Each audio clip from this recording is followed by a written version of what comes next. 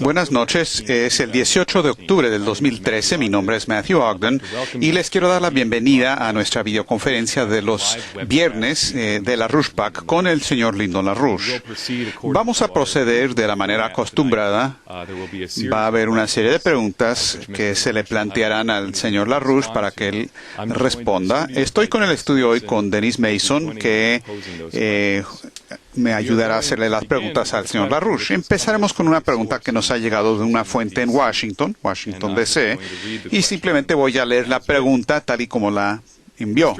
Señor LaRouche, desde el 1 de octubre, la ley de atención médica de Obama, que comúnmente se conoce como Obamacare, se lanzó con una serie de problemas de computadora y otros problemas serios, pero a un nivel mucho más profundo. Usted fue uno de los primeros críticos y más fuertes críticos de Obamacare, aún comparándolo con el programa de Hitler de 1939, del programa de eutanasia T4.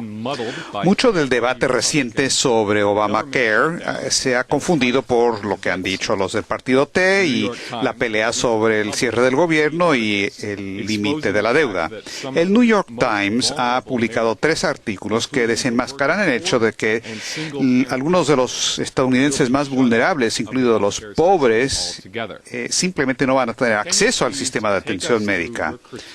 ¿Nos puede hacer el favor de repasar su crítica del programa de Obamacare en el contexto de las políticas económicas en general de Obama? ¿Qué representan estas políticas? ¿Cuáles son sus alternativas? Y claramente muchos de sus críticos o de los críticos bien informados de Obamacare comparten poco con los del partido del T, y es más, quieren tener un cambio más profundo en todo nuestro sistema de atención médica.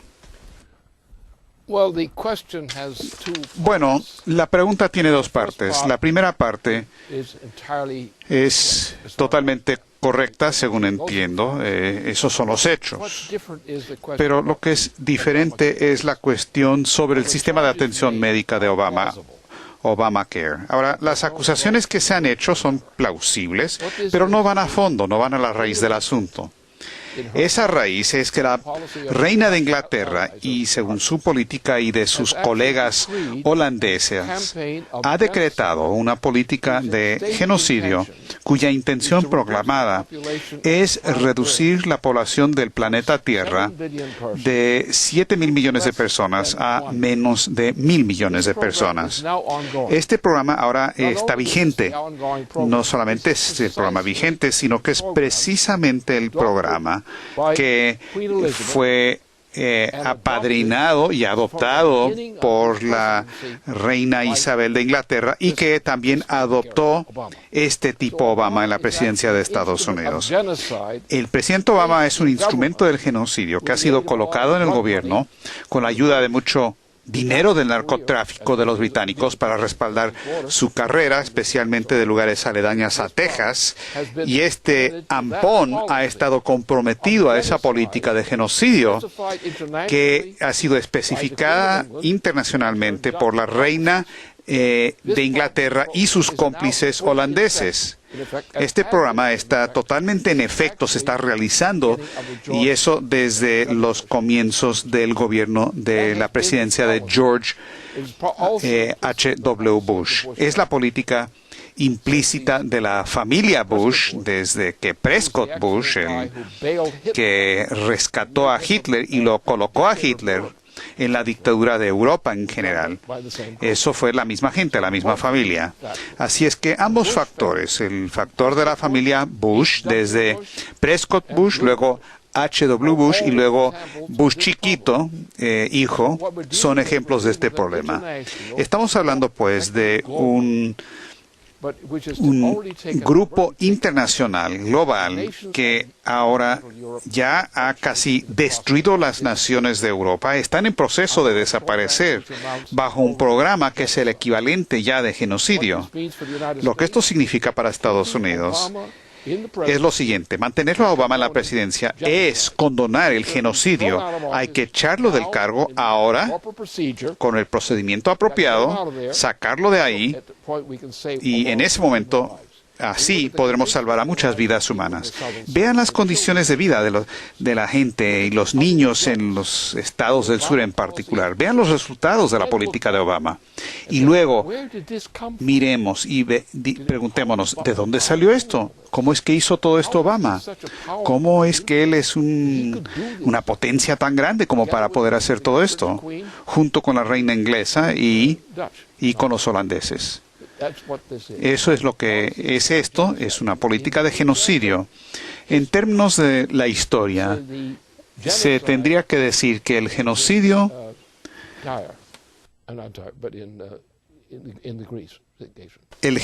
que se llevó a cabo en Grecia en tiempos antiguos, ese mismo genocidio es el que se está llevando a cabo ahora. Y no importa cuánto la gente trata de escabullir el asunto, el hecho es que no hay manera de prevenir el genocidio en Estados Unidos mientras Obama siga en la presidencia. No hay manera de llegar a un acuerdo o tranza al respecto. Bueno, una pregunta relacionada a eso y dar algunos de los elementos antecedentes que me parece que son importantes. Primero que nada, quiero decir que el 24 de junio del 2009, el movimiento LaRouche presentó testimonio ante el Congreso de Estados Unidos sobre por qué el plan de atención médica de Obama se tiene que eliminar. Ese testimonio escrito empezó diciendo, y cito, hemos determinado que las premisas fundamentales de este programa, tal y como lo representa el jefe de la Oficina del Presupuesto, Peter Orszag, y su asesor de Asuntos de Salud, Ezequiel Emanuel, y el presidente mismo, son políticas idénticas que subyacieron el programa genocida para eliminar en el régimen de Hitler los que eran enfermos y no se podría rehabilitar. No se puede llegar a un acuerdo con este programa, porque si es exitoso, conducirá al genocidio, y no solamente en la atención médica, porque el jefe de presupuesto, Orszag, después de la atención médica, él quiere reformar, es decir, destruir el seguro social después. Cierra comillas. El testimonio sigue a plantear los orígenes del programa de genocidio de Hitler, que empezó con un memorándum escrito por Hitler personalmente en octubre del 39, con el título La destrucción de las vidas que no vale la pena vivirse, donde él proclama que el jefe Berler y el doctor Brandt están encargados con la responsabilidad por expandir la autoridad de los médicos que se designarán por nombre, con el fin de que los pacientes que se les considera que no se les puede curar, según la mejor información disponible, se les puede someter a una muerte misericordiosa. Cierra comillas. Y como resultado de ese memorándum se estableció un grupo sobre este problema en la calle Tiergarten número 4, y empezaron a lanzar un cuestionario para encontrar los individuos que se pondrían en la mira para estas muertes disque por misericordia. Las categorías eran: 1, pacientes que tenían enfermedades y por los que no se les podría emplear, esquizofrenia, epilepsia, seniles, parálisis y demás. 2, pacientes que habían sido institucionalizados por 5 años mínimamente. 3, pacientes criminalmente locos. Y 4, los no alemanes. Según este cuestionario, que circuló en todos los hospitales,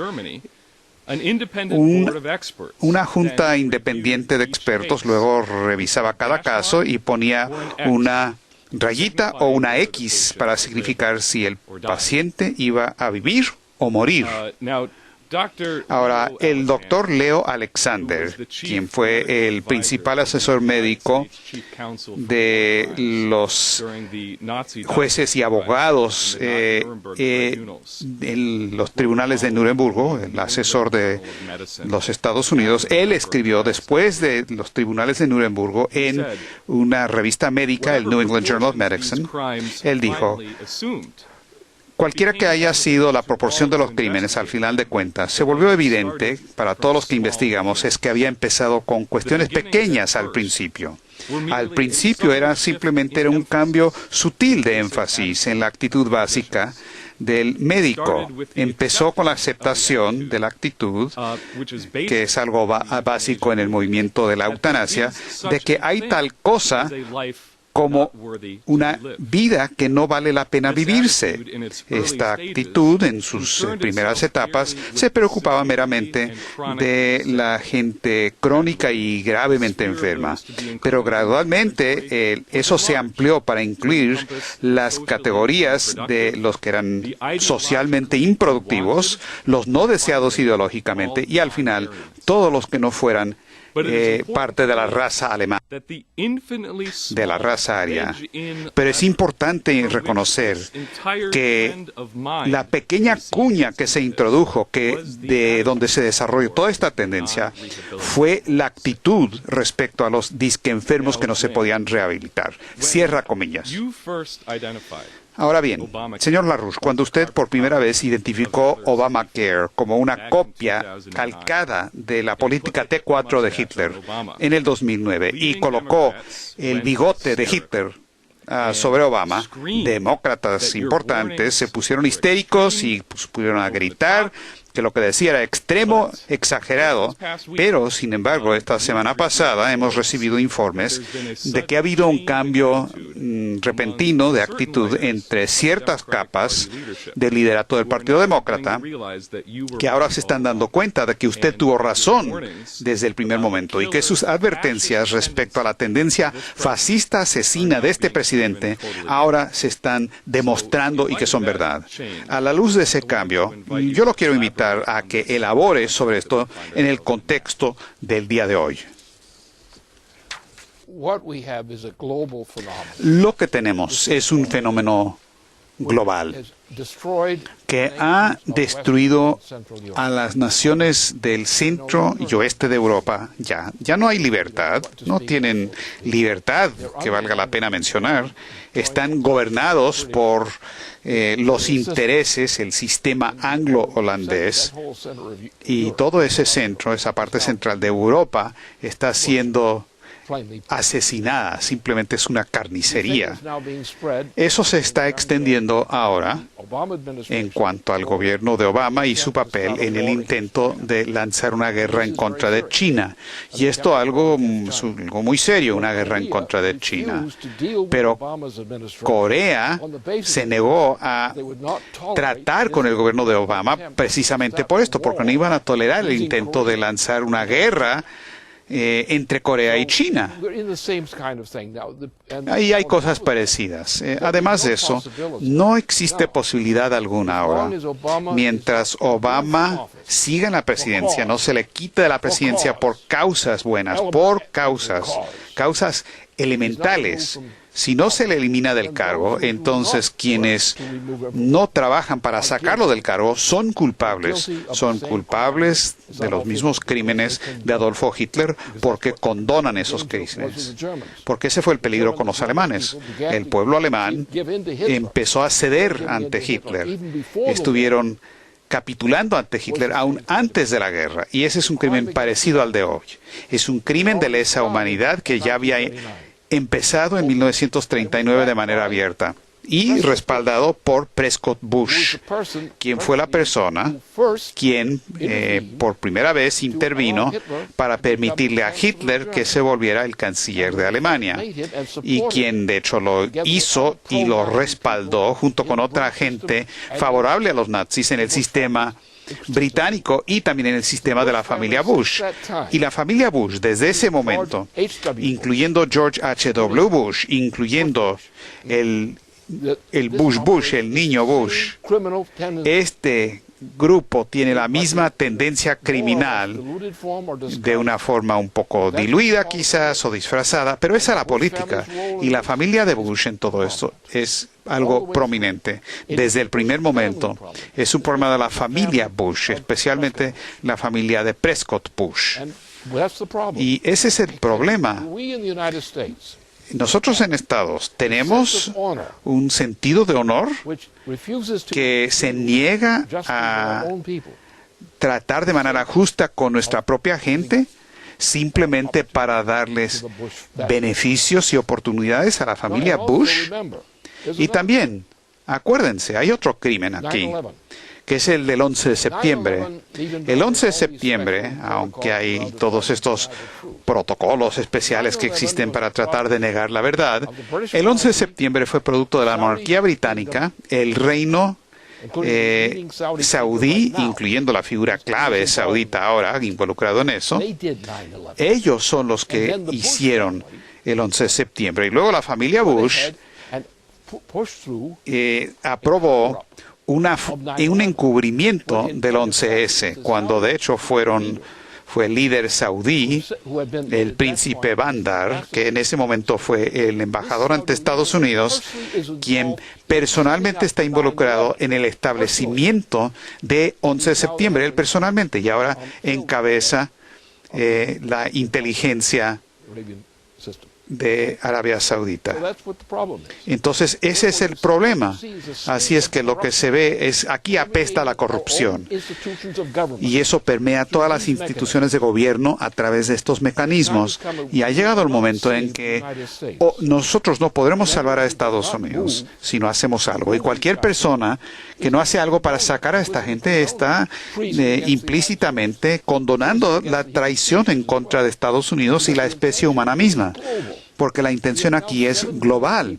Somos en el planeta 7.000 millones de seres humanos.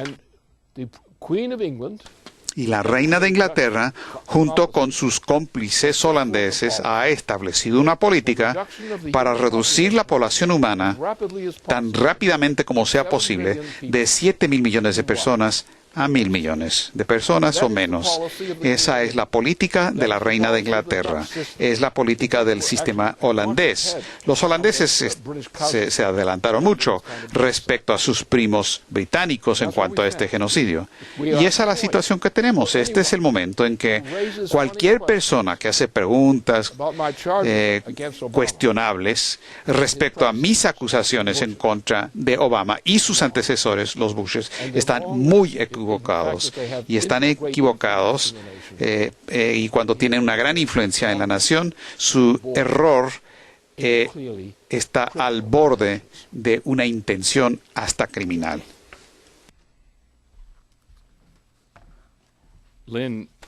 Lynn, ayer usted estuvo en el programa de radio de Alex Jones y le dio una entrevista ahí donde usted de manera inequívoca planteó exactamente lo que acaba de decir ahora, que ha llegado el momento para sacar inmediatamente a Barack Obama del cargo.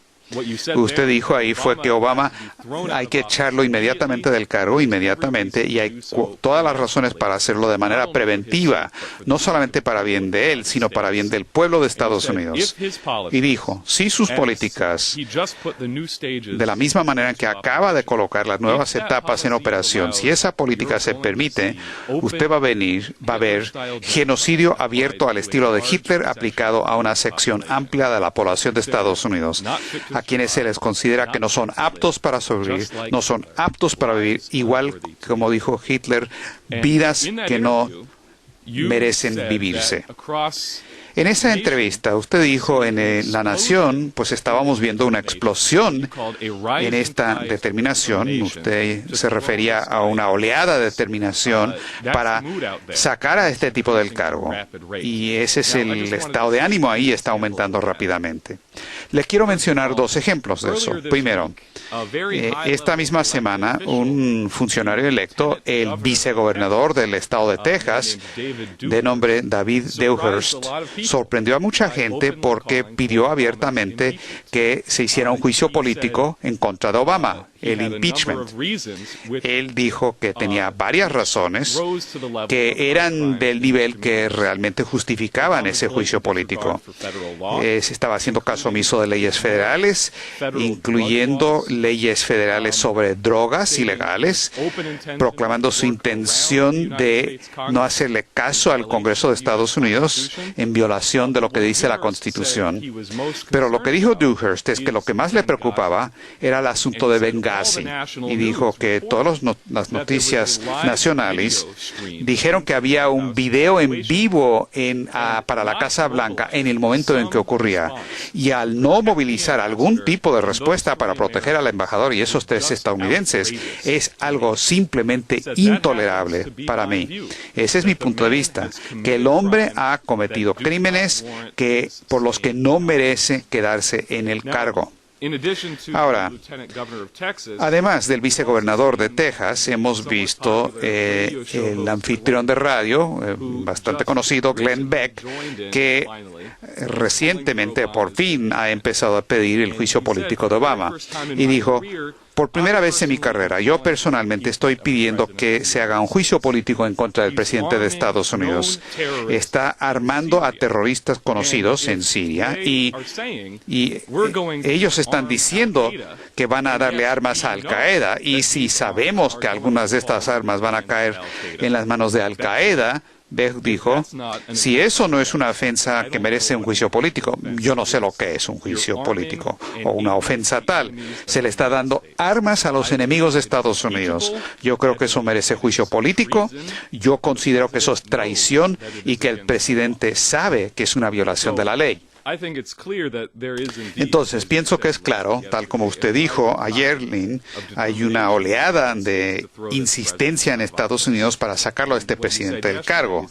Y lo que dijo ayer es que este es un presidente que casi está esperando en la antesala de un tribunal de Nuremberg para él mismo.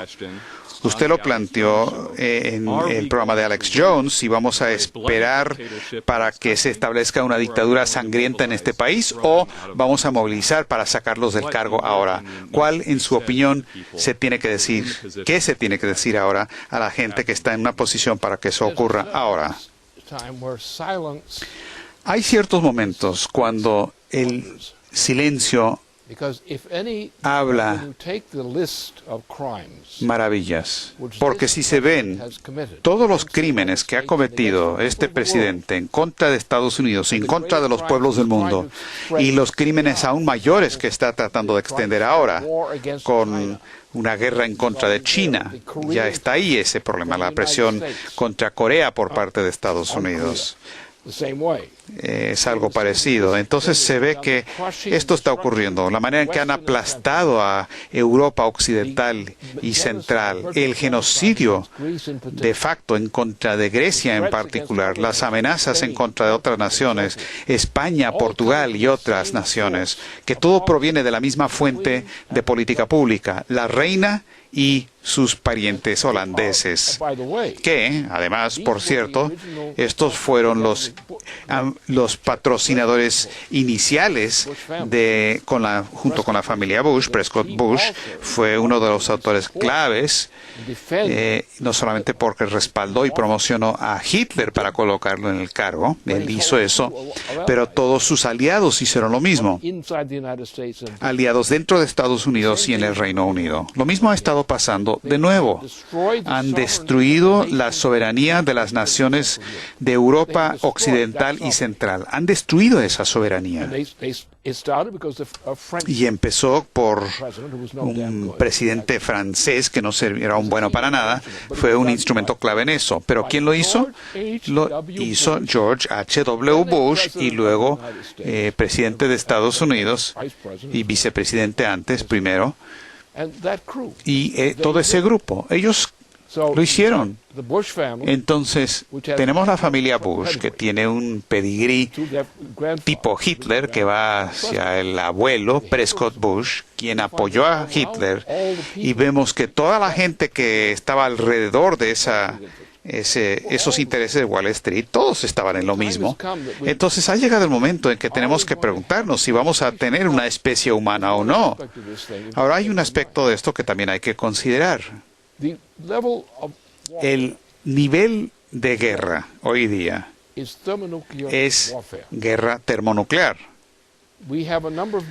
Tenemos una serie de naciones que están en la lista, en la mira del gobierno de Obama y de sus aliados, que incluyen Rusia, China y posiblemente India y otras naciones.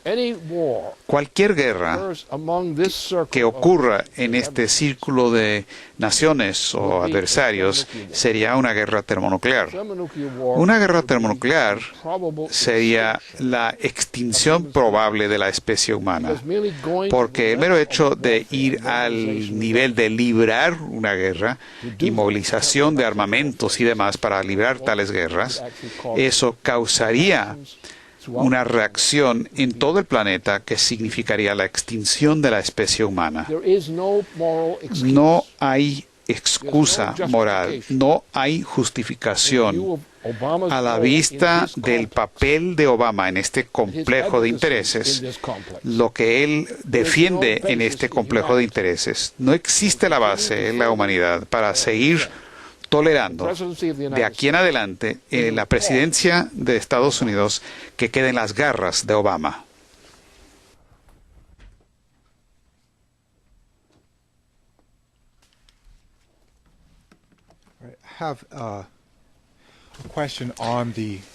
Muy bien, tengo una pregunta sobre la situación de Corea del Sur que quiero leer. Anoche, y también en esta videoconferencia, usted comentó que la decisión de Corea del Sur de rechazar el sistema misilístico de Obama, dirigida en contra de China, es algo de importancia estratégica. Hemos recibido informes de fuentes que han confirmado que el gobierno de Corea del Sur se está negando a desplegar el sistema antimisilístico de alta altitud, de gran altitud de Estados Unidos, y se acusa a Estados Unidos de que están tratando de chantajearlos para tratar de presionarlos, amenazando con eliminar el respaldo de la ayuda de defensa de Estados Unidos, a no ser que Corea del Sur acepte formar parte de la cerca en torno a China.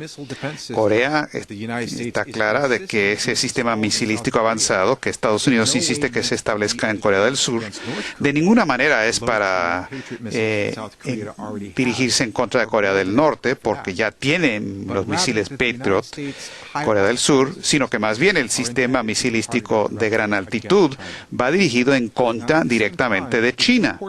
Ahora, a la vez, se informa esta semana que Corea del Sur y Rusia han reactivado conversaciones sobre un gasoducto que conectaría a Corea del Sur y Rusia cruzando del territorio de Corea del Norte. Las discusiones han estado un poco empantanadas, pero significarían un paso hacia la paz en la región, beneficiando a las tres naciones.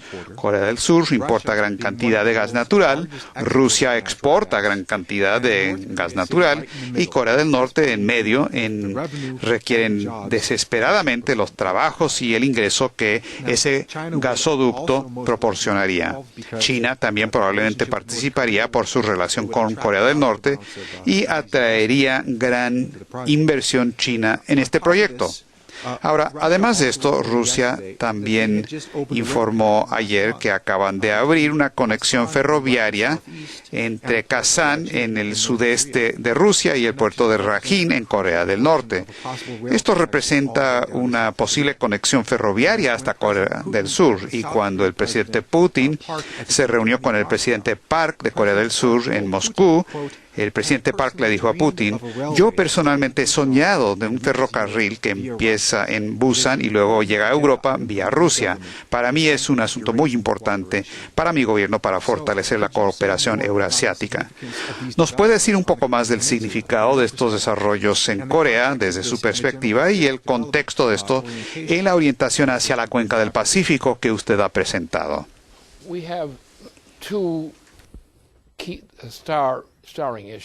Tenemos dos temas fundamentales en esta agenda. Primero, el planeta en su totalidad se ha ido desgastando bajo estas condiciones, en particular desde lo que yo diría inmediatamente el desplome de Alemania Oriental, donde el gobierno alemán trató de lograr una Alemania independiente reunificada. El presidente francés a través de sus representantes, y también la reina británica y, bueno, el primer ministro, el jefe de gobierno de Gran Bretaña, y también personalmente, de nuevo, George H.W. Bush, se movieron en Europa para colocar a Alemania bajo el control de un sistema del euro. Ahora, Alemania capituló ante eso porque había la amenaza de una guerra, y el gobierno francés amenazó a Alemania con lanzar una guerra si es que Alemania trataba de reunificar a la nación alemana. Entonces, con esto empezó la destrucción amplia de las partes principales de Europa occidental y central.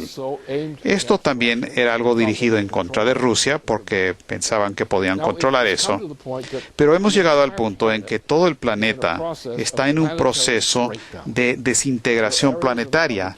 Hay regiones del planeta donde todavía hay algo que está funcionando. Pero, por el momento, ahora, la especie humana en general está en gran peligro. Para empezar, por razones económicas y políticas relacionadas.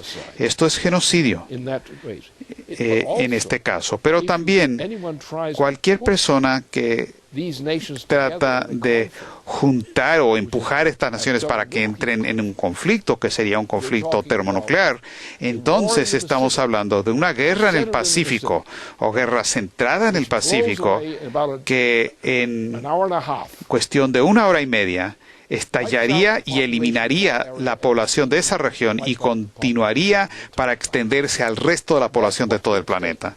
Eso es lo que está en juego. Y los locos criminales, como la reina de Inglaterra y gente parecida, son culpables de este crimen. Y no hay nadie que pueda presentar un argumento honesto de que este no es un crimen, a la luz de lo que significa el mero hecho de que la reina ha especificado una política de genocidio, y que los holandeses tienen una política parecida de genocidio, y sus cómplices tienen una política de genocidio. Así que esta gente, por lo tanto, están más allá del alcance de la moralidad. Están más allá del punto que se les puede dar cualquier autoridad en cualquier parte del planeta. Este elemento de gobierno, donde quiera que exista, se tiene que quitar de su posición en los gobiernos, porque se ha llegado al punto donde una guerra termonuclear es el ejemplo típico de la guerra en general, ya sea por un grupo grande o pequeño de naciones, no importa. El resultado de estas capacidades termonucleares es la extinción si es que se utilizan. Por lo tanto, el mero hecho de que la reina tiene esta intención, los holandeses tienen las intenciones, y algunos de los franceses que son cómplices en lo mismo, esto es algo que es un crimen de lesa humanidad en el sentido más profundo, y es, hay que decirlo, la mayoría de estas partes son criminales de Nurembergo, en base a los precedentes que existen, y hay que tratarlos como tal. Tenemos, entre otras cosas, que curar los males que estos terribles presidentes han creado. Tenemos que restablecer el crecimiento verdadero. Tenemos que aumentar la densidad de flujo energético disponible para cada individuo para mantener sus vidas, para que las naciones vivan sus vidas. Se ha llegado al momento donde la existencia de la guerra termonuclear como posibilidad, esto significa que, por lo tanto, tenemos que llegar a una nueva visión del papel del hombre y de sus naciones, tanto en la Tierra y ahora de manera implícita más allá de la Tierra. Marte se volverá en algún momento pronto, si es que se nos permite hacerlo. Marte se volverá realmente una colonia de la Tierra. No en el sentido de la colonización, pero como no hay formas de vida conocidas en Marte o que se conozcan en otros sistemas planetarios cercanos que tengan vida humana en esos planetas, a no ser que alguien vaya de acá a visitar. Y por lo tanto hemos llegado al punto donde tenemos que llegar a un concepto de cómo vamos a administrar y manejar el sistema solar, empezando con unos planetas internos y naciones y todo de los peligros existentes, asteroides y demás. Son peligros constantes, amenazas. Entonces se tiene que manejar y administrar eso, y pensamos que es la Tierra, excluyendo a Júpiter y Saturno y algunas cosas. No hay un lugar probable donde pueda haber vida como sino la Tierra o Marte, y quién sabe qué podemos hacer en estos lugares. Pero sí ha llegado el momento donde el hombre en la Tierra va a tener que ver a su alrededor a sus vecinos inmediatos, básicamente Marte y asteroides grandes que nos pueden ser muy útiles si es que los podemos controlar. Así es que nuestra responsabilidad es crear las circunstancias en lugares como Marte y también en algunos de estos asteroides y demás, donde podamos crear algo que crea seguridad para la vida humana en la Tierra y también nos ayuda a desarrollar el interior del sistema solar o cierta parte del sistema solar de manera tal que conduce a posibilidades que pueda haber un futuro con progreso en el resto del sistema solar por quizás otro 1.000.000 de años. Y ese debe ser nuestro objetivo inmediato. Y esperamos que de aquí a 1.000 millones de años también podamos resolver otros problemas. Pero tenemos que tener esa política afirmativa, que la especie humana es algo singular a nuestro saber. Y es una de las cosas más preciosas en todo el sistema solar, de todo lo que sabemos, porque solamente la humanidad tiene la capacidad noética para resolver los problemas y para poder extender lo que tenemos en la Tierra en cuanto a la creatividad humana. No tenemos conocimiento otro alguno de algo parecido al ser humano. No hay nada en Marte, no podría haber algo en Marte que pueda hacer eso. Y por lo tanto, eso es lo que tenemos que hacer. Tenemos que decir ahora, la guerra se elimina. No se puede librar la guerra entre las naciones porque conduce a un genocidio automático. Y por lo tanto tenemos que cambiar la manera en que actuamos. Tenemos que llegar a un nuevo tratado, un tratado que coloca límites y control respecto al sistema británico y el holandés y los otros que violan y tienen violencia en contra de otras naciones. Hay que poner orden, sí. Queremos estados nacionales, pero el desarrollo de los estados nacionales es tan importante como la existencia de las mismas. Tenemos que tener una política a favor de la humanidad, que la especie humana es única en sus capacidades de creatividad y, por lo tanto, desde nuestra perspectiva, la especie humana es, como modelo creativo, es algo sagrado, en principio. Y tenemos ahora que llegar a ese acuerdo. Sí, queremos que las naciones sean soberanas. ¿Por qué? Porque tienen una cultura. La soberanía de la nación es parte de la cultura y la cultura es parte de la capacidad de funcionar, de trabajar con un sistema de derecho y un sistema de cooperación legal entre las naciones. Eso es algo precioso para nosotros y ha llegado el momento para hacer un cambio muy importante, deshacernos del sistema oligárquico, eliminarlo de este planeta. Regresemos a los estados nacionales soberanos y su cooperación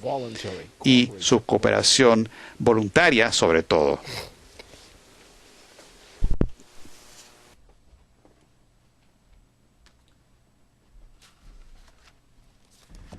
Okay.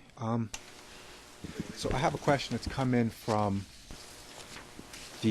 Recibimos una pregunta del equipo del sótano de Ben Denniston sobre esto en particular.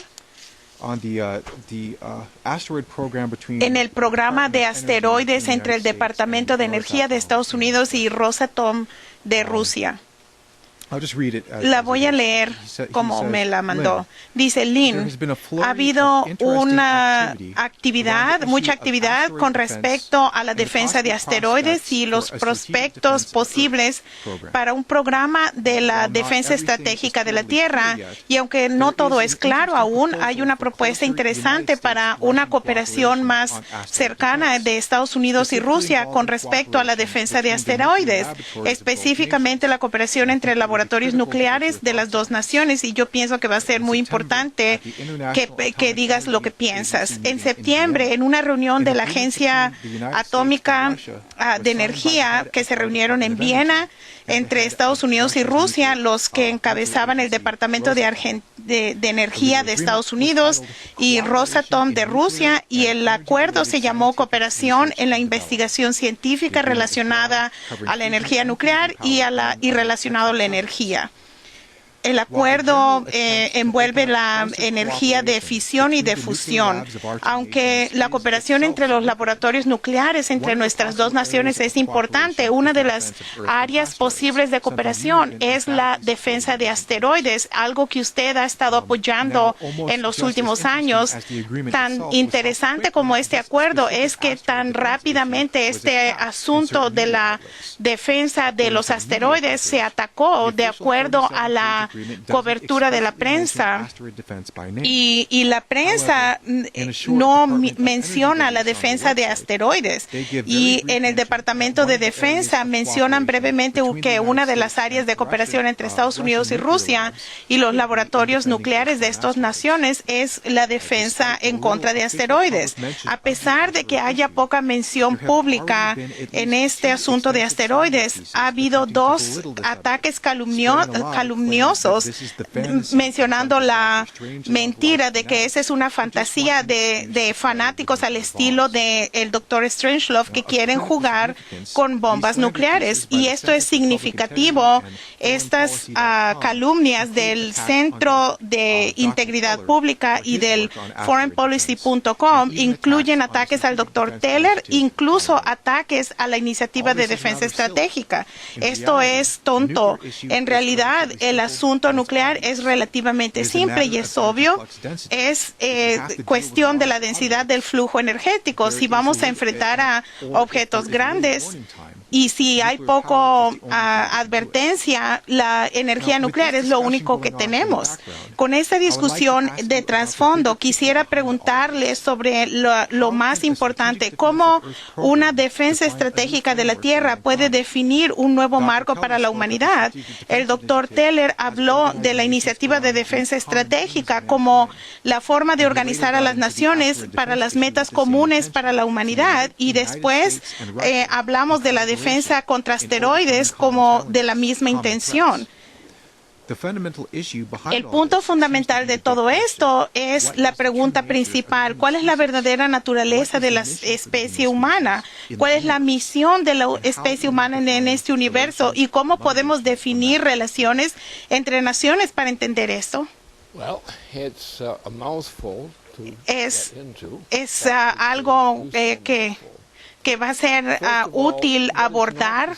Primero que nada, lo que no se habla en general es cuál es la diferencia entre la mente humana, la personalidad humana y cualquier otra forma de procesos vivientes en cualquier parte del universo que conozcamos. El punto es de que el ser humano es la única especie conocida de especie viviente que es capaz de una verdadera creatividad. Ninguna otra especie es capaz de tener creatividad. El hecho de que algunas cosas se convierten en algo diferente es irrelevante. El punto es de que la especie humana es la única que se sabe en el universo. No sabemos de ninguna otra criatura viviente en el universo. Probablemente hay, pero no sabemos eso. Estamos limitados sobre nuestro conocimiento en el sistema solar limitado. Por lo tanto, debemos decir cuál es nuestro mejor conocimiento, cuál es nuestro mejor conocimiento certero. Y nuestro conocimiento certero es que el aumento de la densidad del flujo energético a las acciones específicas a la especie humana son las únicas bases para la existencia de la especie humana. Sabemos que en todos los reinos animales no hay ninguna otra especie que tenga similitud a la especie humana. Ninguna especie animal tiene esa capacidad. Es única a la humanidad. Y hay muchos estúpidos que no están de acuerdo conmigo, pero por eso son gente estúpida. No se dan cuenta que lo que nos preocupa es la lealtad a la especie humana y su promoción, su desarrollo, su seguridad. Y lo que hacemos es que conocemos una variedad de especies humanas, pero esto no distrae de su naturaleza. La humanidad tiene una misión que es inherente en la humanidad, que muy poca gente en este planeta verdaderamente entiende. Lo que tenemos una aproximación de entender que esencialmente se reduce a una creencia que es la vida humana es sagrada, y hay religiones que tienen esa creencia y hay un entendimiento práctico, y entre la gente debe haber una paz permanente. Pueden haber diferencias, pueden haber peleas, pero debe haber una paz permanente. Y hemos sufrido guerras terribles y un genocidio terrible en la historia de la humanidad. Esperaríamos que la humanidad de repente se diera cuenta de lo que es verdaderamente ser la humanidad, lo que eso significa, lo que la especie humana significa en el universo. No conocemos nada más excepto la humanidad, que tiene estas características. Lo que conocemos le llamamos la mente, la creatividad, lo que le llamamos todo lo bueno sobre la humanidad. Y estos individuos, lo que el enemigo de la humanidad, desde dentro de la humanidad, siempre ha sido lo que llamamos el sistema oligárquico. Lo que sucede es que algunas personas, como los que llevaron a cabo el genocidio,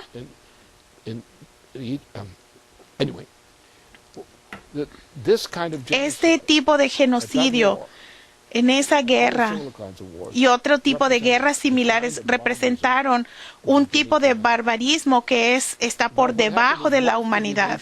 Y lo que sucedió es que la mayoría de las naciones, las culturas nacionales, estuvieron bajo el control de caníbales o gente defectuosa, similarmente, que atacó unos a otros y perdieron el contacto de lo común entre la humanidad. El momento ha llegado de que esto se dé cuenta. Lo que debe permitirnos en tales situaciones, sí, la soberanía nacional es buena, pero debe practicarse como algo bueno. Las diferencias entre las culturas deben ser toleradas y aceptadas si podemos aprender a trabajar juntos. Lo que hacemos ahora, lo que hace que el presidente actual de Estados Unidos sea perverso, es su conexión con la reina y con los holandeses y círculos como esos. Eso no puede ser tolerado. Ese tipo de tendencia hacia el genocidio no debe ser tolerada. El otro punto aquí es que sabemos un poco sobre Marte. Hemos visto un poquito hacia Marte y tenemos otras nociones, pero como a lo que sabemos, la humanidad es la única especie que tiene la capacidad noética que de otra manera se le conoce ser humano específicamente, y es la forma superior de vida que existe en todo el universo. No sabemos de algo mejor, no sabemos algo más allá, afuera, pero ahora la guerra con respecto a una guerra termonuclear es tan destructiva. La guerra no puede usarse ya más como guerra. Tal vez algunas medidas sean necesarias, pero no una guerra.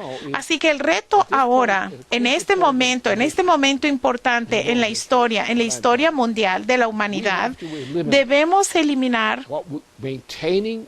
al mismo tiempo manteniendo la idea de la nación soberana. Tenemos el derecho de protegerlo y defenderlo culturalmente. La idea de vivir dentro de una cultura en particular de la especie humana, eso está bien y se debe proteger, pero la idea de usar la guerra por propósitos oligárquicos debe detenerse, llegar a su fin, a cualquier medida necesaria para lograr esto.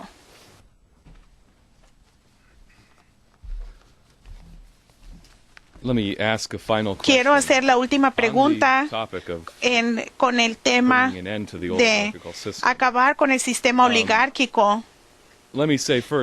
Quiero decir primero, porque hiciste referencia en varias ocasiones con respecto a los holandeses.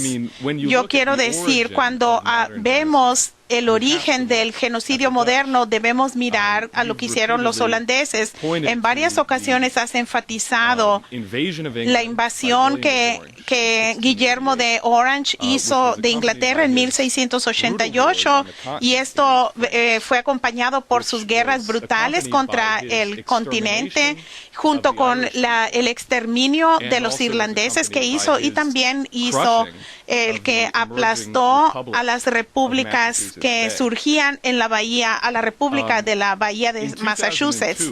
En el 2002, los holandeses se convirtieron en el primer país desde la Alemania de Hitler en legalizar la eutanasia. Aprobaron la ley que se llamó la terminación de la vida bajo solicitud y la ayuda para suicidarse. Y la ley presentó condiciones bajo las cuales los doctores holandeses podían matar gente legalmente o mirarlos mientras se suicidaban, y permitió la eutanasia para cualquiera que fuese de 12 años o mayor, simplemente diciendo que necesitaban aprobación de los padres, aquellos entre edades de 12 y 16. Esa ley fue aprobada por la reina Beatriz, y el año pasado el gobierno permitió que hubiera camiones móviles para asistir a la gente que quería morir en sus propias casas.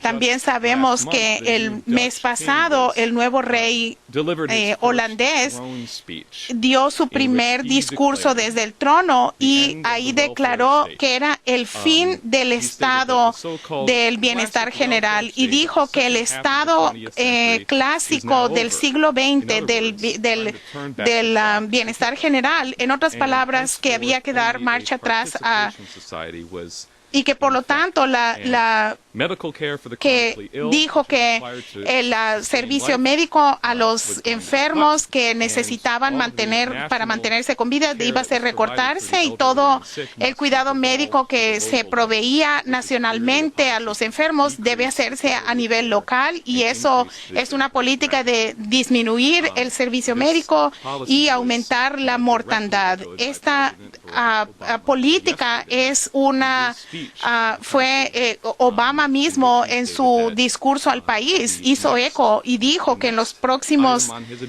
elementos en su agenda iban a ser los recortes al seguro social y al servicio médico. Dijo que es la obligación a largo plazo de que se tenía que abordar el problema del Seguro Social y el Medicare.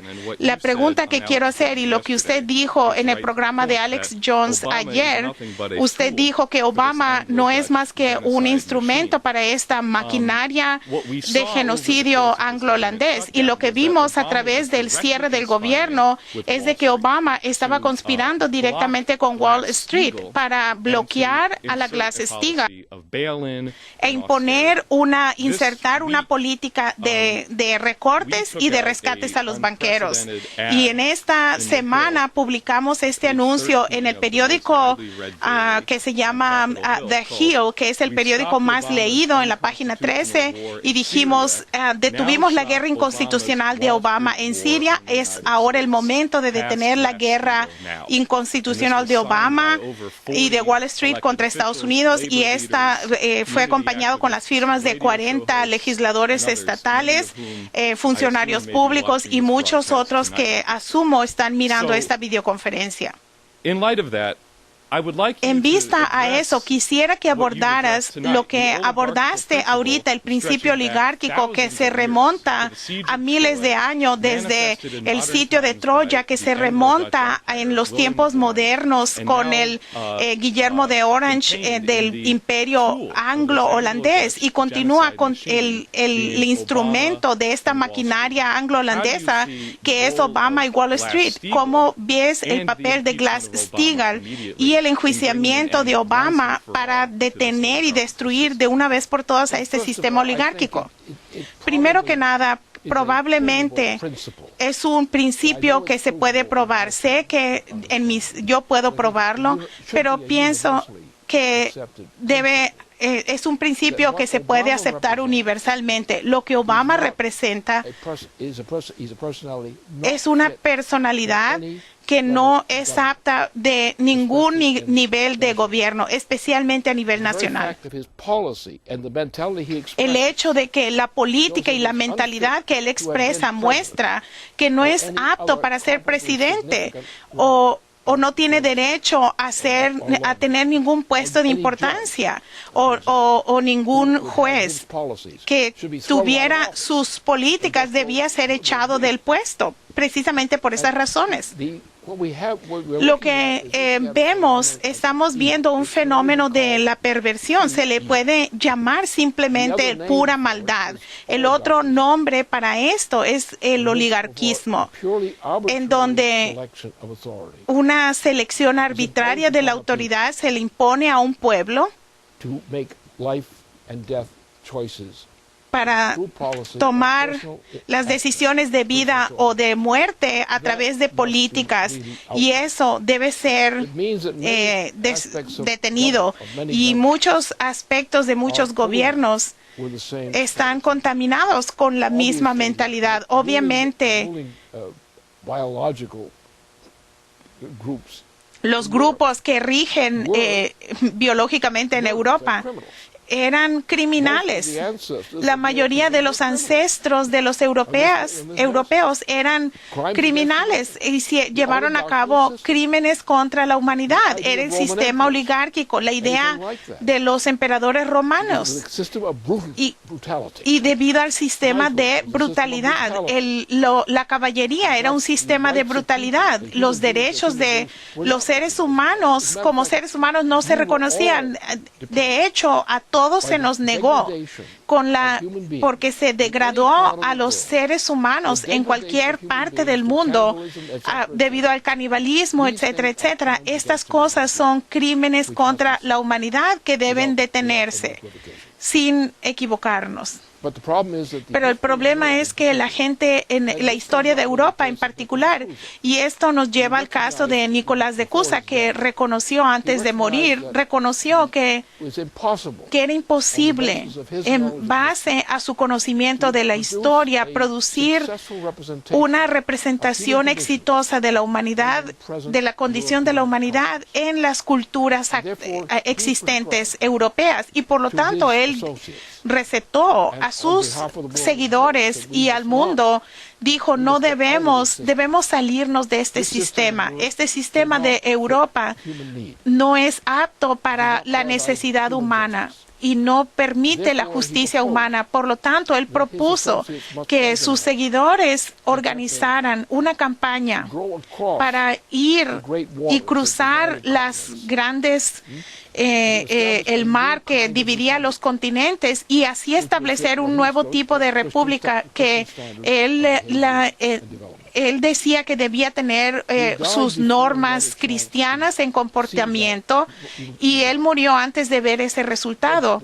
Pero el resultado que se produjo por los seguidores que produjeron los seguidores de Cusa, que crearon las condiciones en el que este gran navegante Cristóbal Colón organizó bajo la bandera de Cusa verdaderamente lo que se convirtió el cruzar el Atlántico. No solamente el cruzar el Atlántico ya se había hecho bajo la influencia de Cuza en ese periodo, pero la diferencia de lo que creó Colón no era el propósito, no era para explotar, pero era para crear una nueva nación libre de las maldades de Europa y de otras naciones. Y todo lo que tenemos en Estados Unidos se remonta exactamente a eso. La colonia de la Bahía de Massachusetts fue el realizar eso, fue aplastado por los holandeses y luego lo recuperamos de una manera más pobre de como la recibimos, porque vemos alguna de... El asunto es de que nosotros entendemos el origen de nuestra nación y la deuda que tenemos a Nicolás de Cuza por hacer posible que exista nuestra nación. Nos da... Cualquier persona cuerda en este planeta quisiera compartir esto. Así que debemos crear un nuevo sistema de gobierno, un sistema de gobiernos soberanos que tiene un sentido de lo que debe significar la soberanía como nuestra propia constitución y las imperfecciones que tiene, pero debemos lograr eso, es entender. Debemos también lograr una cosa que todos estos gobiernos no han reconocido, que es la creatividad humana. Y eso hablemos de ser buenos con los animales humanos, no, pero en verdad es desarrollar los poderes de la razón, de la creatividad del individuo humano.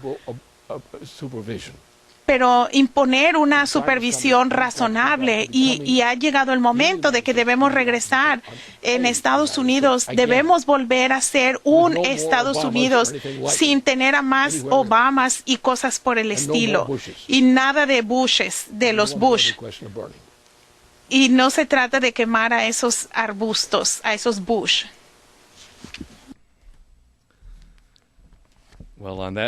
Con eso, creo que llegamos al punto correcto para detener esta videoconferencia, así que quiero darle las gracias por acompañarnos.